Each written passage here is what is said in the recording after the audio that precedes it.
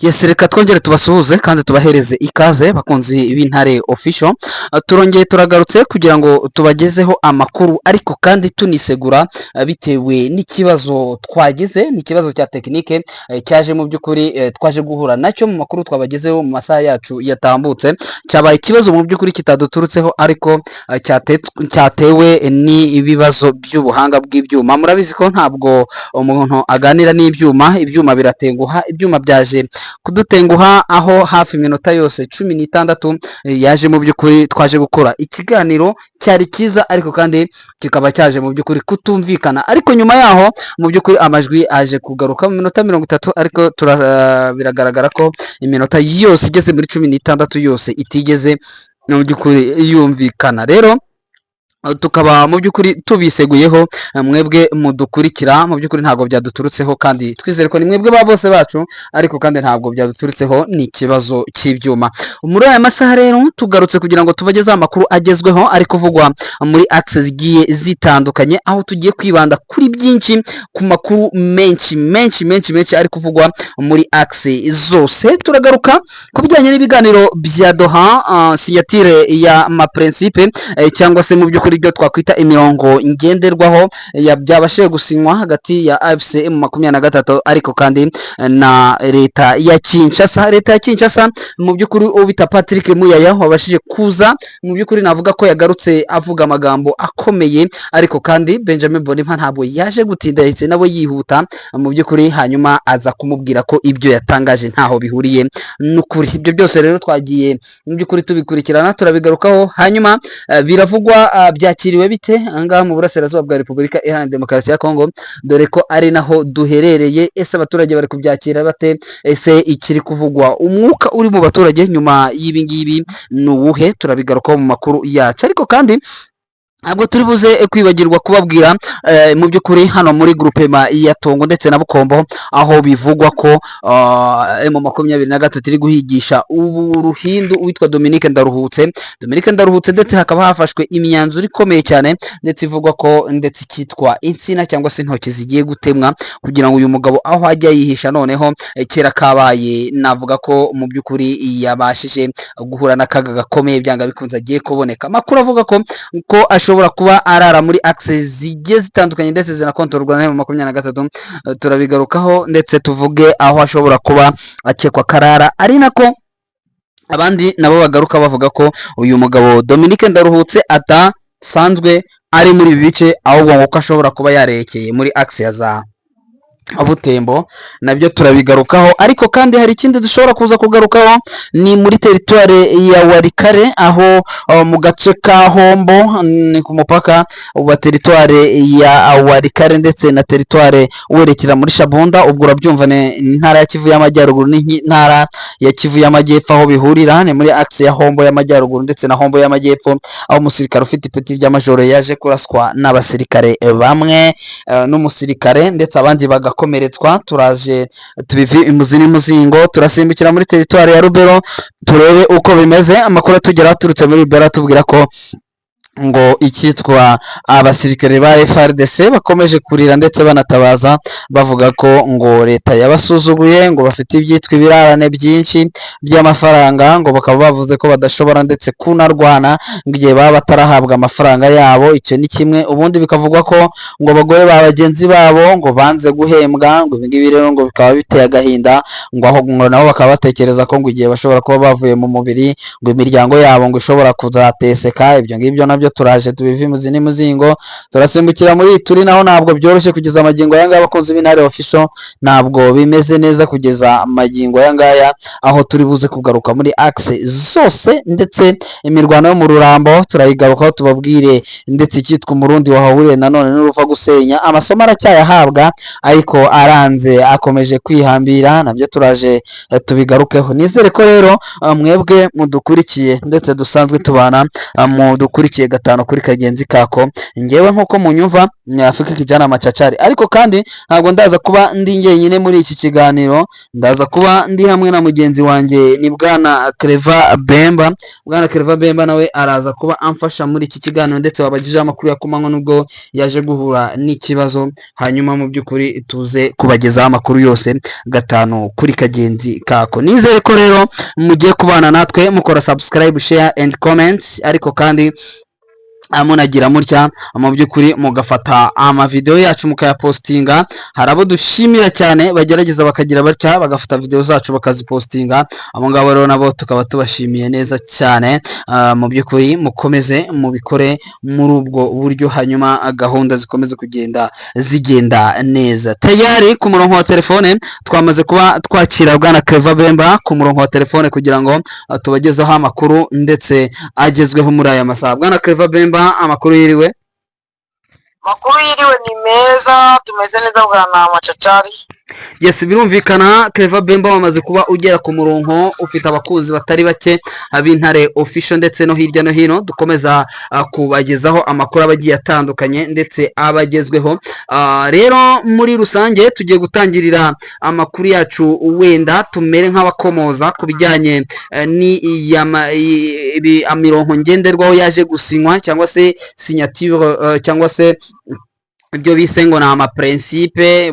Ibi ngibi byamaze kuba bisinywa, benshi bakavuga ko ngo ari intangiriro yo kuba amahoro yaboneka, ariko kandi ibi ngibi sibwo bwa mbere twabibona. Turi muri bamwe mu by'ukuri bagiye babikurikiranira hafi. Twaje kubona leta ya Kinshasa yahise yihuta binyuriye ko bita umugabo bita Patrick Muyaya, ahita avuga ati byanga bikunze ati M23 igiye kuva muri axe zayo hatarashira iminota myinshi. Tugiye tubona bita Benjamin Bonimpa ukuriye delegation, nawe aragaruka aravuga ati ibyo bintu uvuze ntaho bihuriye. Urabona ko kugeza amagingo yenga kuri leta ya Kinshasa yo mu by'ukuri gikomeje kudesinforma cyangwa se gutanga ama information atariyo, ndetse bikaba bitanagaragaye mwaye masezerano, dore ko amakopi yayo tuyafite. Ibi bintu bwana Bemba, mbere yuko wenda twinjira mu yandi makuru agiye atandukanye, weho nk'umuntu w'umusesenguzi ndetse umaze igihe kirekire ukurikiranira hafi intambara imaze igihe, bivugwa ko ishobora wenda kurangira mu buryo bumwe cyangwa ubundi, ariko abandi bakavuga bati ibintu bishobora kutanakunda ndetse no kudashoboka. Weho mu by'ukuri urabibona ute, wabyakiriye ute, cyane cyane ko uri hamwe n'abaturage ahangaha, abo mwicaranye, abo muri kujya muganira, ibi bintu babyakiriye bate ndetse bari no kubifata bate bwana Bemba? Yego bwana machachari, wenda reka ntangirire kuri za wazalendo. Wazalendo benshi aba bari mu bice bigiye bitandukanye, yaba bari muri Rucuro, abari muri kiriya gice cya hafi ya za Walikare n'ubundi Masisi ariko yegeranye na Walikare. Yego, abari muri za Walikare ndetse n'abari mu gice cya Sud Kivu cyane cyane hano muri Karehe, bakomeje kujya bamamagara kuko urabizi ko 23 cyane twavuga ko yabokejeho igitutu ibacanaho umuriro w'itanura. Noneho bari bizeye yuko kuko ari ibintu byagendaga bivugwa, bavuga ko 23 igiye kuva muri biriya bice kubera ari amasezerano n'ubundi agiye gusinywa, sibyo? Yego, bakoma ko ari amasezerano agiye gusinywa gukora 23 mu bice irimo. Noneho wakiyongeyeho urareba uriya mugabo bita nani Patrick Muyaya. Uriya Muyaya ni umuntu wubatse politike ku kinyoma kabisa. Ni umuntu wubatse politike mu kubesha abaturage kugira ngo abaturage wenda bamugirire icyizere. Ubona ko igihe cyose nta munsi n'umwe ajya akoresha ukuri, wenda ngo avuge ati ngo zubaka politike ku bijyanye n'ukuri. Politike igihe cyose yubatse ku kinyoma bwana machachari kabisa. Noneho akumva ko agomba gukoresha kiriya kinyoma wenda hari aho cyamugeza, sibyo? Yego, hari nicyo cyamufasha kugira wenda ngo agirirwe icyizere, ariko ukabona ko politike ntabwo ari politike yo kugira ngo yakubaka ubumwe, ubumwe bw'abanyagihugu, ahubwo politike iyo kubeshya no gusenya abanyagihugu. Abanyagihugu bamwe na bamwe n'ubundi hano muri Goma, reka manze nabivugaho, kuko ari abaturage navuga nka 30% bagishyigikiye guverinoma ya Kinshasa hano mu mujyi wa Goma. 70 reka wenda mbivuge kino cyegeranyo uburyo uko kimeze. 50% ni abayobotse ma 23 yego bayizamo rwose ku bushake n'ibikorwa bumva bayishaka ku bushake bwabo ndetse banareba n'ibikorwa bya ma 23 uburyo bimeze bakavuga ati nta handi iyi ngiyi niyo guverinoma kabisa. noneho hakaza 20% bayijemo kugira ngo baramuke bampemuke ndamuhe, nta kundi twabigenza, reka basi dupfe kubyemera, reka basi tujyeyo tube nk'abandi. abo 20% akaza noneho uko babaye 70% ubona ko bamaze kuyizamo, hariho 50% bayijemo n'umutima bayishyigikiye, bumva ko iramutse havuye baba bahombye bikomeye. Yes, ko ahubwo nabo babasha guhungana nayo kabisa. hakaza n'aya 20% ubona yuko abo bagiyemo reka tujyemo kubera ko n'abandi bagiyemo kandi bariho. ubona ko bagenderaga ku byabaga mu YouTube bakabatereka natwe tujyemo. hakaza na 30% isigaye ari babandi bayivuga nabi bakanashyigikira FRDC bakanashyigikira za wazalendo bagashyigikira FDLR, ariko waba uri kumwe n'abazi kuri ma 23 ukuma ariko ngo bareba Muyomba si ni batu bazuri nyenjo benye ishi ukuma bari kuvuga mu migani uko nabo bayishyigikiye kugira ngo ndoke gushaka kwigaragaza kwigira utumarayika. abo ngabo nibo bari kubyinira ku rukoma, ubona ko bari bagendera kuri za indi bya Muyaya, ubona yuko bashyigikiye Muyaya ku bitekerezo bya Muyaya. hakaza n'abandi bati ibyo Muyaya ari kuvuga ati ni ukubajya, kuko nagiye mbona abantu benshi abantu miraga na message ngenda zishyano bamwe ati ibintu Muyaya ari kuvuga se n'ibyo ukuri, ati se Muyaya yaba yasaze noneho kuko hari n'ibindi byasohoka ubona ko ari ibintu by'ibi fake news bagaragaza ngo 23 ngo bayihereje ngo amasaha ngo 78 ikayivuye muri Bukavu ivuye no muri umujyi wa Goma, bamwe bakahita banyoreza ngo ibintu koko urabona ko ari ukuri, ati se abantu amasezerano ngo basinyize ndababwira ati ikintu cya mbere kiriho ni uko ma 23 yatanze carnet de charge y'ibintu byayo guverinoma y'Kinshasa igomba kubahiriza. ati na kimwe yari yubahiriza kabisa. ati nyeba n'umugendere kuri ibyo bitekerezo ubona bya guverinoma ya Kinshasa uri kubona byo Muyaya ari kuvuga, ahubwo mwebwe mugendera ku by'ukuri muri buze kubona ku matangazo ari buze gusinywa wenda kuko wabibonye hari dasinyeho na Mbonima. yego ubona ko ma 23 ubwanyu itoreye n'ubundi itangazo hari dasohotse n'ubundi ma 23 yasinyeho kabisa. nibyo mwaza kugendera kugira ngo mugendere mukuri.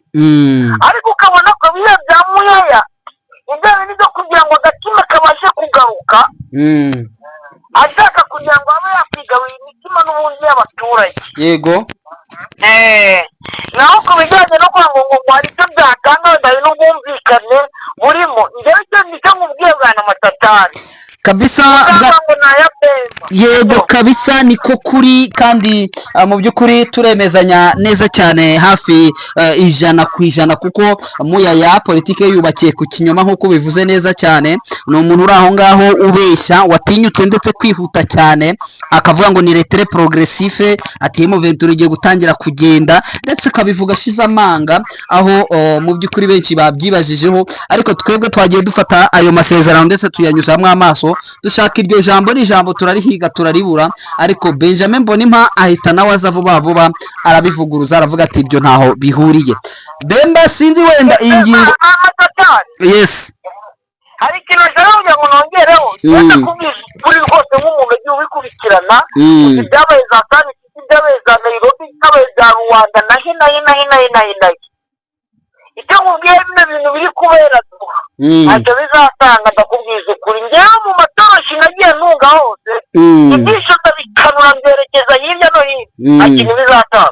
Bwana Bemba bishobora kuba ntacyo bizatanga cyane ko nubwo amahanga hahagaze, ariko biragaragara ko icyo M23 kuri cahier de charge yayo bizagorana cyane kugira ngo leta ya Kongo ibishyire mu bikorwa, ndetse urabona ko nubwo byashyizweho biragoye cyane kugira ngo leta ibyubahirize, kandi kutabyubahiriza kwayo niko intambara igiye gukomeza. yego rwose, kuko iyo urebye imyiteguro iri hagati sinzi ko wavuga ngo ugiye kugirana abantu amasezerano nabo ariko ukajya kuzana abatanshuro muri Colombia. Icyo ni ikigaragaza ko nta n'ikimenyetso n'iki kimwe kigaragaza yuko hari ikintu bino bizatanga. Hari n'amakuru ufite bavuga ko ingabo zo muri SADC zigiye kongera kugaruka kongera gufasha guverinoma Kinshasa kabisa. aha nyerekana bwiza kuri none ugiye kwambikana, ahubwo mfasha yabari aho muri Katari aba babyijanditsemo ariko bikaba byatagiye gutanga igisubizo kabisa. Niko bimeze bwana Bemba.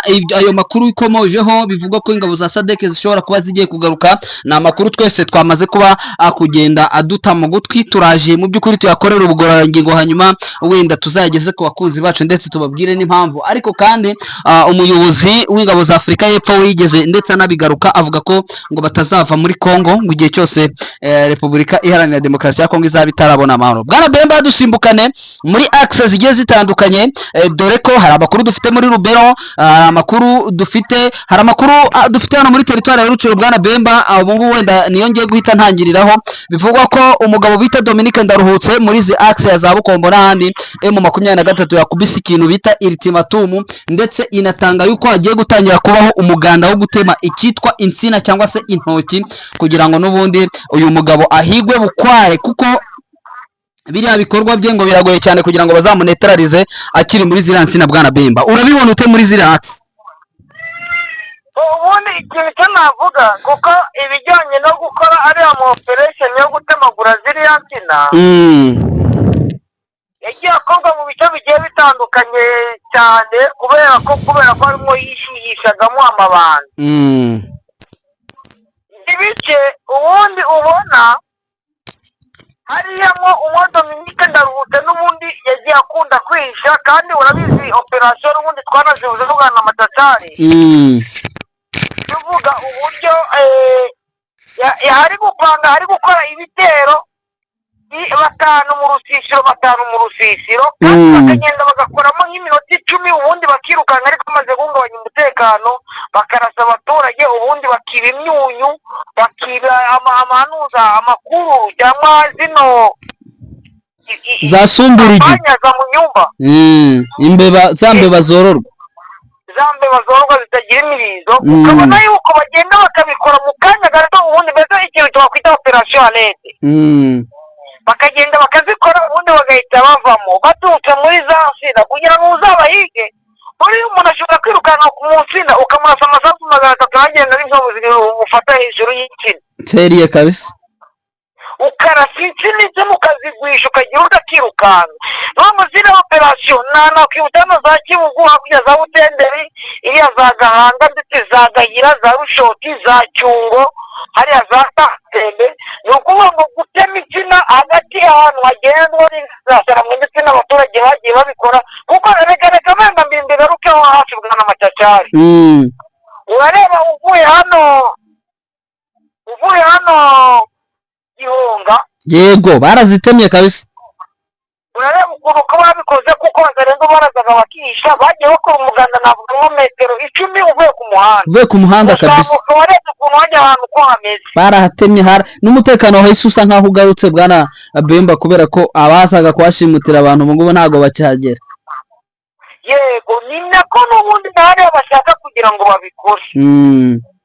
Ntabwo ari uko ngo bagiye kujya mu nsina bazitema abantu ntibazongere kunywa urwagwa, ntibazongere kurya ibitoki, ntibazongere kurya imineke, ahubwo ni ugukikura ku nzira. ngayo nguko uyu mugabo biravugwa ko ngo tanto ngo bari za Gatsiro, ubundi akaza za Bukombo, ubundi ngo akaca mu bindi bice bigiye bitandukanye. Hari uwandi urwara arambwira ati nyamara uyu mugabo nubwo muvuga muri biriya bice, ati mfite amakuru ko ashobora kuba yarahunze yarahavuye atakerekeza muri teritware akaba yaragiye ngo Ibutebo muri Beni, ariko ibyo bintu ntabwo mu by'ukuri naje kubyizera. Ni bimwe tugishakisha, ni umuntu wirirwa wihishe ngo agira atya, ndetse ngo akajya kurara no muri access zo mu 23 control. Na amakuru turi kuvana muri ziriya access nabyo turagenda tureba koko niba ari byo, niba ashobora kwihinduranya karara muri access controlwa na AFC mu 23. Nyemera rero mbere yuko wenda tuva hangaho, nyemere duhite dusimbukira muri Warikare. Hariya muri Warikare umusirikare wa FARDC nyuma y'uwabikoreye hariya muri groupe ya Ruberike akica bagenzi be hafi 9 bose bakahagwa, undi ejo bundi akabikorera ku kibuga cya hariya muri Kisangani, urumva akarasa abasirikare bagenzi be bakahagwa ndetse nawe akahita yirasa. Undi rero ngo nabo ngo yarebye umufisi ukomeye cyane ngo amukubita isasu. Aba basirikare ra kubazamara abayobozi babo. hano muri nuza muri Warikare uriya ntabwo uriya mu majoro wishwe ntabwo yishwe n'abasirikare bo muri FARDC ahubwo yishwe n'abo muri nuza muri Wazalendo. Ubundi ni muri Warikare majoro wa FARDC yishwe na Mayimayi ahitwa Hombo. Mayimayi Kifuafua. Yego Kifuafua, yes.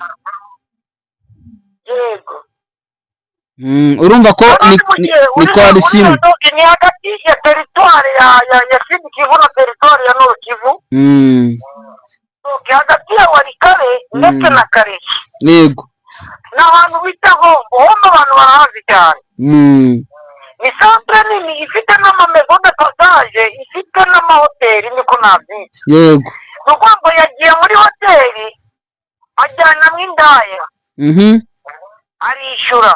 Umumayima yo muri kwa Kifuafua nawe yamaze kwishyura iyo hoteli, iyo chambre. None wa wundi aramubwira ati ngo ntabwo ngiye nk'umufadese nk'umuntu ukomeye afite Kristo. Ati ntabwo zirambwa zo kwa Kifuafua zakwishyura iyo chambre nziza gutya ngo muramuhereza indi. Undi nawe aramubwira ati njye nishyure chambre nawe ngiye kuzanamo indaya abari mwebwe muhereza no mukatanyama. Batangira gucocora undi akamwati we ngana za colonel wa Mayimayi Kifuafua undi ati ngana za major ya nani ya FARDC. Ati ngana za colonel undi ati za colonel utoproclame ngana za utoproclamete. Batangira gucocorana baracocorana ama-escort ya wa mu colonel w'umutoproclame kwa Kifuafua abavanyemo amasasu turi abaramurashe aramurasa neza mugira akayunguruzo. Noneho ama-escort ya mu majoro yabibonye gutyo amanika amaboko hejuru. Aravuga ati twebwe ntabwo tuzi zo mupfa, twebwe turi abavictime ntabwo twigeze tunigira. Babakuraho imbunda ubundi babatera akagozi barababwira ati muri kumwe n'uriya mu majoro. Icyo kibazo n'ubundi cyabaye hariya. Ntabwo byoroshye bwana Bemba, ntabwo byoroshye. Tusimbuke. Majoro Mukombozi wenda nibuke n'izina rye. Majoro Mukombozi. Nyemerera twihute ko ndabona dufite iminota 3 gusa. Iminota 3 niyo dusigaranye. Muri territoire ya Rubero naho ngo harimo haravugwa amakuru bwana Bemba, kugeza amagingo ntabwo byoroshye kumva ko muri territoire ya Rubero naho ntabwo hamaze iminsi nta mirwano ihari. Icyo twari duherukana imyigaragambyo n'umundi y'abadamu b'abaveve, inkuru ifite aho ihuriye n'abasirikare ba FARDC bakomeje kwinubira uko bafashwe. Wabonye abagore ba bagenzi babo bapfuye bigaragambya bambara ubusa bavuga ko ngo bafite amarire, ngo hari n'abasirikare bari ku rugamba badahembwa bwana Bemba. Yego nuko bamba ubwo ikintu cyagaragaye nuko mu basirikare ba FARDC bagomba kuva ku rugamba. Impamvu yo kuva ku rugamba ni hano muri territoire ya Rubero. Ingabo za FARDC zavuze ko zigomba kuva ku rugamba. Yego. Impamvu zigiye kuva ku rugamba ngo mu gubera ibi bikurikira babwira hano baravuga ngo muri territoire ya Rubero ingabo za FARDC zavuze ko zitarongera kujya ku rugamba mu gihe guverinoma ya Kinshasa itabakemura ibi bikurikira. Icya mbere guhemba abasirikari bamaze amezi 6 badahembwa bari ku mirongo y'urugamba. Kuba batabona rasiyo militaire, urabizi ko uriya mugabo yigeze kubivuga uriya guverineri wa Ituri ngo baryari rimwe mu minsi 2. Bagomba gukuraho ubufatanye bwa FARDC na UPDF. Ndetse bwa ubufatanye n'amasezerano bakinye ko agomba kuvugururwa noneho bakirwaniraho kuko mu UPDF biri kurasa Wazalendo cyane. Bagomba gufungura abo ofisiye bafunzwe bavuga ururimi rw'igiswahili kuva ko aka kantu sinzi ko ibintu tuzongera tubigarukeho. tuzabigarukaho bwana Bemba. Ibi ngibi bifite ubusobanuro byo ku rwego rwo hejuru, kuko angaha dufite byinshi dushobora kugarukaho, tukareba abaswahilifoni bose bafunzwe, tukareba arega tuvuga abafungiwe Ndoro, ariko tukibagiza abandi basirikare bafungiwe za Beni ndetse n'ahandi bagiye bakatirwa ndetse hariya za Kisangani. Uvira bafunzwe abarenga 150. noneho bakaba ngo gutanga impozamarira ku baburize ku basirikari bavuye ku rugamba, imiryango yabo ikagira icyo ibona. noneho hano bakaba ngo abantu wenda bibone bakureba ngo ibi biha amahirwe M23 kugira ngo ibashe kwinjira muri Walikale na Rubero ndetse na Beni. Mugiye kutumvikana n'ubundi bikomeye byakomeza kano kantu narimaze kubona bano bakatanya mu barekarama. Yego